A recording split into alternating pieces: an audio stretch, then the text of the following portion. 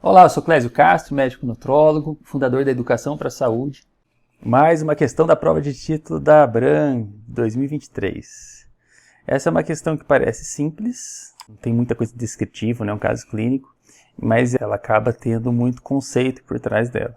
Se a gente deixar isso visual, vai ficar mais fácil. Primeira coisa nessa questão está perguntando de um fator de transcrição. Isso já faz com que a gente elimine uma alternativa aqui, pelo menos. O fator de transcrição ele vai agir lá no núcleo, então ele entra no núcleo da célula e vai promover ali uma transcrição do DNA e promover então uma síntese aí de uma proteína. Então o fator de crescimento de fibroblasto, ele não é um fator de transcrição, porque ele não vai agir direto lá no núcleo da célula. Ele vai até promover algo lá dentro, mas ele vai agir lá na membrana da célula. Na parte exterior ele tem um receptor e através da parte interna desse receptor, através das quinases, você vai ter o efeito dele dentro da célula. Então, por ele não ser um fator de transcrição, ele já estaria excluído. Aí depois resta a gente saber qual esses outros três são fatores de transcrição. Se forem, qual deles que vai ter regular a sobrevivência, apoptose, autofagia, estresse oxidativo, reparo do DNA. Então, qual ele e ativado na restrição calórica. Então, o mTOR, ele é uma proteína que está presente no citoplasma da célula, mas ele também tem uma translocação, ele vai lá para o núcleo, então ele também é considerado um fator de transcrição.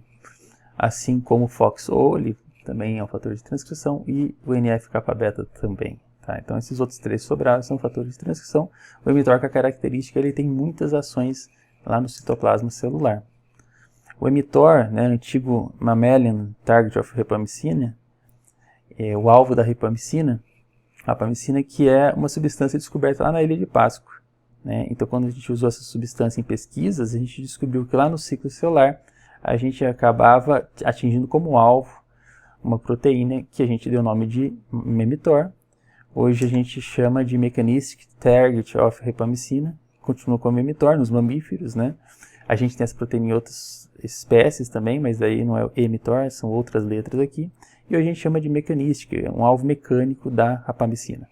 Ele é responsável por vários processos celulares, então síntese proteica, a gente fala de medicina esportiva, ativação do mTOR, síntese lipídica, biogênese mitocondrial. Só que ele acaba sendo ativado mais, na verdade, pela alimentação, do que pelo jejum. Não é uma característica dele ser ativado pelo jejum.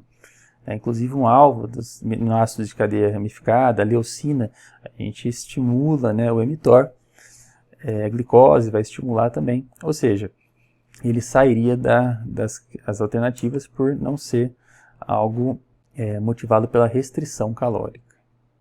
NF-kappa-beta, outro fator de transcrição, esse fator é muito conhecido por ser ativo nos processos imunológicos, de inflamação, tá?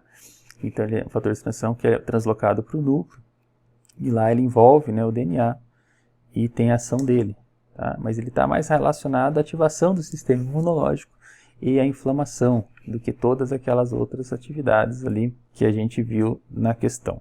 Inflamação, resistência ao estresse, então ela sai das outras funções que estabelece a questão. Aí sobrou só para a gente então o FOXO, então essa proteína que vai agir em várias funções celulares. Ele faz parte de um grupo de proteínas, Forkhead.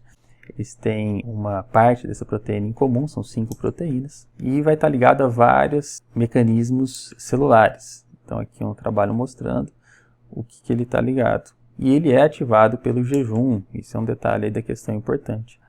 Regula todas essas atividades dentro da célula. Então, a apoptose, a autofagia, o estresse oxidativo, o reparo do DNA e age no ciclo celular. Tá? Então, a FOXO seria a resposta correta. Tem mais alguma questão para a gente comentar? Comenta aqui no final dessa questão. Se sentiu alguma dificuldade nessa daqui, pode comentar também. E até a próxima questão comentada. Um abraço.